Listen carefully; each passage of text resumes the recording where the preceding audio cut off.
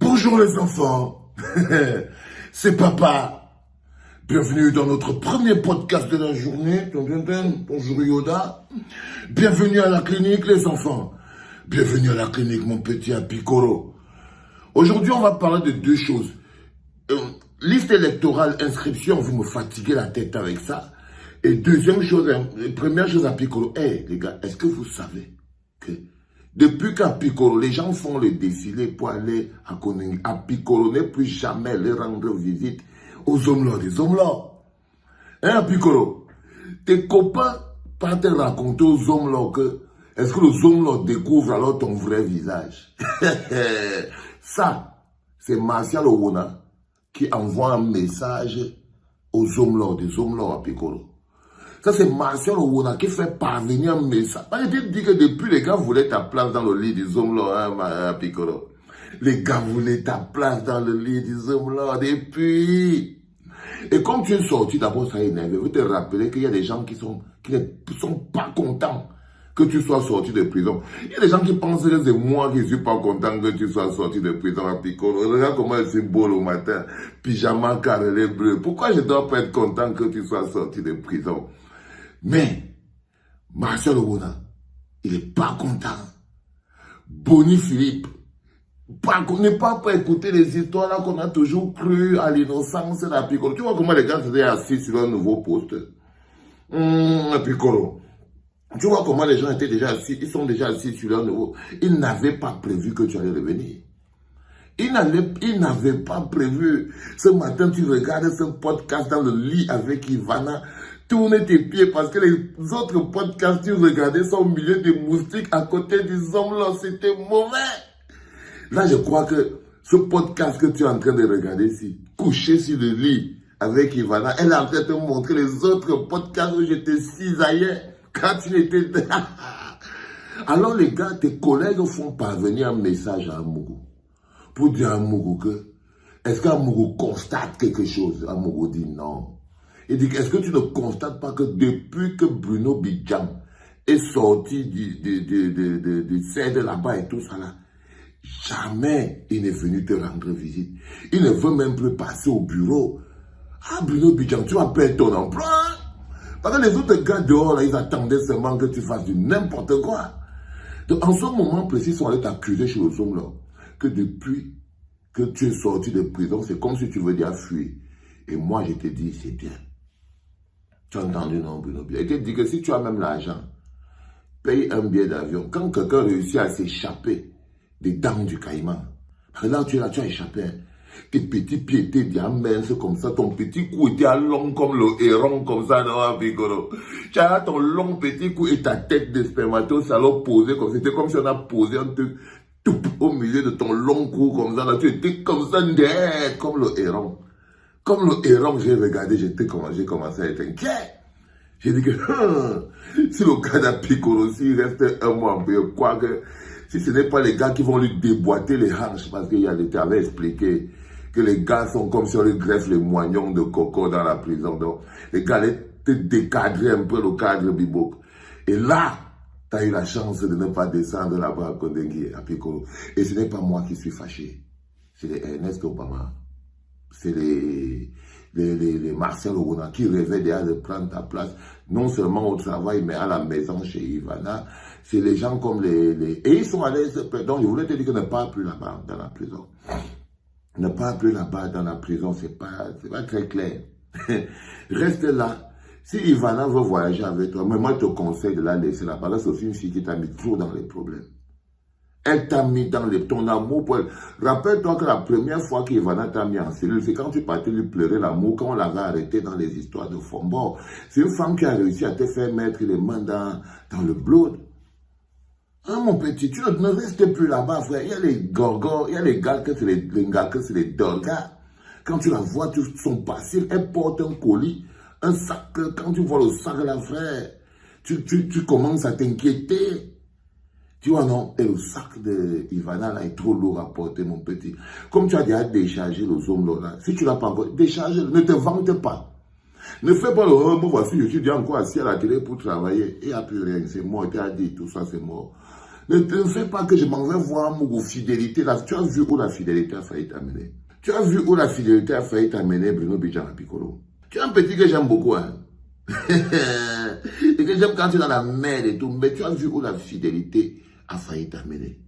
Si mon chef me dit que plonge, tu as vu que maintenant c'est fini la formule là. Tu ne peux plus dire ça. Il n'y a plus de que si mon chef, tu comprends maintenant que il ne faut plus jamais dire ça. Il ne faut plus jamais dire les histoires de si mon chef me dit plonge, je plonge. Alors, tu constates et tu as vu comment quand quelqu'un est, tu as vu comment la vie d'un résistant est magnifique. Tu as vu la différence entre un prisonnier qui lutte pour le bien des populations, qui lutte pour l'intérêt collectif. Tu as vu comment Foguet est beau, hein, qui lutte pour l'intérêt collectif et tout. Et tu as vu maintenant l'autre qui est un vulgaire voleur bandit. Il est comme la merde. Il est comme la merde. Donc je te propose de... Si tu deviens un opposant au Cameroun, ils vont te mettre en prison, tu vas souffrir, ça ne va pas marcher. Il faut quitter le pays, frère. Il faut quitter le pays. Parce que même si tu ne fais plus de la politique, tu es déjà sale. Ils t'ont sali. Quand tu marches en route, frère, tu ne peux pas savoir. Tu ne peux pas savoir, Piccolo Bruno Bidjan. Quand tu marches en route, on dit que, wow, voilà les gars qui ont tué Amogo Belli, Martinez, Zoro. On dit que voilà le gars qui disait que si mon patron plonge, je plonge. Oh, voilà le gars, les gars qui ont fait mourir Fombo. Voilà le gars qui a arraché la femme de Fombo. Fombo est mort, mais il garde la femme d'Amogo. Tu vois, il y a des gens qui vont dire ces choses sur toi, petit frère. Que si tu continues de rester là, ça ne va pas doser. Ça ne va pas doser. Tu risques d'avoir des problèmes. Je voulais te dire ça. Qui sont les en train d'aller faire le Congo, ça. Sur ton nom. Que depuis que tu es sorti, tu ne peux plus voir les hommes là. Les enfants, c'est le 8h de la clinique. En direct d'ici. Et là, je vous amène à Kondengui, les enfants. Restez couchés, buvez un café, habillez-vous, faites ce que vous avez à faire. Parce que l'homme dont je vais vous parler en ce moment est une grandeur. Il est d'une grandeur. C'est le Tché. Les enfants, aujourd'hui, ce matin, la clinique ouvre un vent énorme sur l'homme qu'on appelle le professeur Alain Foguet. Le Tché. Si aujourd'hui, tu n'as pas eu la chance dans ta vie, toi, en tant que jeune, en tant que militant, en tant que citoyen, en tant que Camerounais, si tu n'as pas eu la chance d'avoir tes 2 minutes avec Alain Foguet, le Tché, c'est que tu as encore quelque chose à faire. L'homme qui nous a appris le courage. Les enfants, quand on était en prison, Alain Foguet est l'homme qui a sauvé la vie de presque tous les prisonniers politiques qui étaient au niveau de la prison principale. Alain Foguet était le gardien psychologique de toute la troupe. C'est-à-dire qu'Alain Foguet envoyait les messages à la prison centrale pour remobiliser les gens. Ce qu'il fait aujourd'hui, je vous ai raconté que le premier jour, quand on s'est retrouvé au GSO, le commissaire du GSO appelle Alain Foguet. Il dit à Alain Foguet que M. Foguet venait. Foguet lui dit que monsieur le commissaire, vous ne me convoquez pas, hein, je ne suis pas un prisonnier. Hein. Vous m'appelez normalement, ou bien vous venez me porter par force. Mais ne me demandez pas de me déplacer selon ma volonté. Je suis l'otage de M. Biya. Tout le GSO s'est retourné. Qu'est-ce qui se passe? Depuis, on n'avait jamais parlé au commandant du GSO comme ça. Je voulais m'attarder sur l'homme qu'on appelle Alain Foguet. C'est là où tous les gars ont compris. Il a dit au commandant là-bas du GSO que je ne suis pas venu ici de mon propre gré. Ok? Vous n'avez pas à moi que monsieur Foguet, venez ici. Venez ici. Moi, je suis un otage. Je suis l'otage de monsieur Biya. Les gars, ils amènent Alain Foguet. Il amène chez le commissaire. Le commissaire lui parle n'importe comment. Alain Foguet le regarde et lui dit que n'oubliez surtout pas que la tête tourne, monsieur le commissaire du GSO. Quand demain c'est nous qui serons en train de diriger, vous serez toujours là. Et vous n'aurez aucun problème. Vous vous rappellerez de ce que vous êtes en train de faire en ce moment. Le commissaire cherchait dans les yeux d'Alain Foguet. Parce que la première technique quand vous êtes en interrogatoire, c'est qu'ils veulent voir, le commissaire était vos torsions, ils veulent voir si vous ont déjà détruit psychologiquement à l'intérieur. Et ça se voit sur ton visage. Par exemple, quand vous voyez Bruno Bidjan, les yeux étaient descendus comme ça. Quand vous voyez les hommes là, les autres sont des... On sait que le gars est cuit. Mais la première chose qu'Alain Foguet nous a appris, c'est à regarder notre tortionnaire en face pour que lui, il ait peur. Pour que lui, il ait peur. Donc, quand on était au GSO, le commissaire, le commandant du GSO, il faisait très attention. Alors, il faut que les digue non. Donc, quand j'ai appris à... Et quand on est quitté de là, alors il faut qu'il venait toujours nous voir et dire, les gars, en ce moment précis, c'est nous la force. Et j'ai envie de vous dire ça, qu'il y a les hommes qui sont plus grands que le pays, qui sont tellement grands, ils sont tellement grands, parce qu'ils tirent la force de l'énergie du pays. Et pour qui j'aimerais que vous mettez un maximum de cœur et de force pour l'homme qu'on appelle Alain Fogué. Parce que c'est quand on est arrivé chez le commissaire du gouvernement, et quand Alain Fogué est monté sur la table, et qu'il a entamé le cantono Gotaya Olewatade devant le commissaire du gouvernement, le commandant du GSO, le patron du CED, le patron du truc, comment tu faisais pour ne pas avoir la force du Tché dans ton corps? Il était posé sur la table. Olewatade, il mettait le main bien. C'est le gars qui nous a rappelé que nous ne sommes pas des prisonniers, mais nous sommes des otages dans notre pays. Dans la prison, Alain Fogué était aussi le concierge. Personne n'a dormi sans manger. Il n'y a pas quelqu'un. Alain Fogué s'est arrangé pour que tout le monde y pourchasse. Même Michel Ndoki qui était dans la prison des femmes, Alain Fogué était capable de grimper, de passer par derrière pour aller glisser le manger.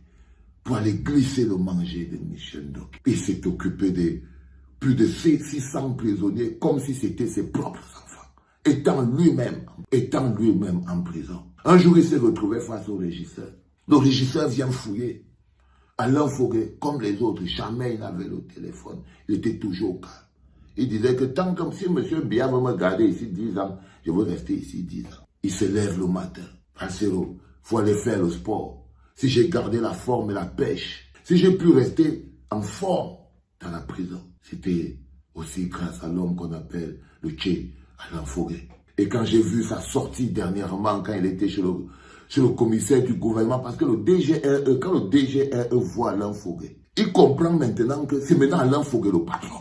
Si on avait dit à Eko qu'il allait appeler Alain Fogué grand, il ne pouvait pas croire. Vous savez, c'est Eko qui nous a... Eko nous a arrêtés et sa femme nous a enfermés. Si on a passé 10 mois en prison, si Alain Fogué a pris 7 ans, si Bibou en prison, si tout Awasoumis pas en prison, c'est à cause des gens comme les Eko. Des gens qui viennent me dire que, oh Vancero, mets-toi seulement ceci, ne parle pas. Je vous dis toujours que j'ai toute ma famille en prison. J'ai tous mes amis en prison. Tous mes amis en prison. Donc je suis quelqu'un qui a fondamentalement la rancœur. J'essaie toujours de vous dire ça. Que je n'ai pas d'amis dehors. J'ai tous mes amis en prison. Le Tché est en prison. Le Mamba Noir est en prison. Faites très attention à ce que vous êtes en train. Awasoumis n'est pas en prison. Ils sont plus d'une centaine. Et pour eux, je ne fais aucun compromis avec personne. Avec personne. Je n'ai aucun compromis à faire avec personne. Je ne peux que me réjouir que ceux qui nous ont fait du mal se retrouvent dans leur logique. Qu'ils se retrouvent dans leur logique. Et quand le jour où je vais vous dire qu'un gars a massé le Barzi dans Mougou, c'est parce qu'un gars l'aura massé. Et je veux voir avec mes yeux, parce qu'il est dans mon tête. Il est chez moi. C'est extrêmement important. Pourtant, je vous parlais du Tché Alain Fogué.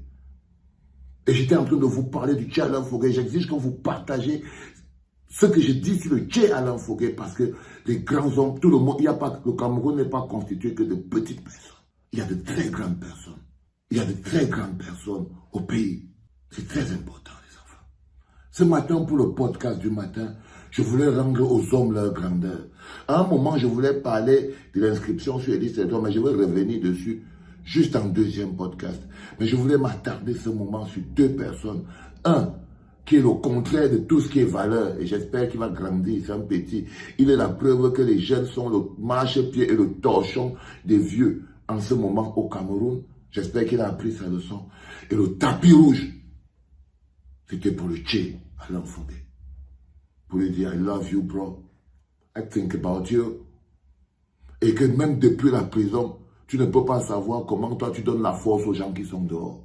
Comme d'habitude encore, en ce moment précis. Tu donnes la force de Tché Alain Fogué aux gens qui sont dehors. Dehors. Reste la batterie dans laquelle tout le monde vient se brancher pour charger son téléphone, le père. Reste le chargeur qui charge tous les téléphones de la résistance parce que c'est ce que tu es. Le Che Guevara, Alain Foguet, le chargeur de tous les téléphones de la résistance. C'est toi. C'est toi, mon pépé. C'est toi le chargeur de tous les téléphones de la résistance. Et reste ce chargeur-là. Ce matin, je pensais à toi, bro. Et à tout le reste. Nous sommes prêts, les gars. Nous sommes prêts. Rien dire, bon, bye bye, Yoda. Bye bye, les enfants. C'était le premier podcast de la journée. Et c'était papa.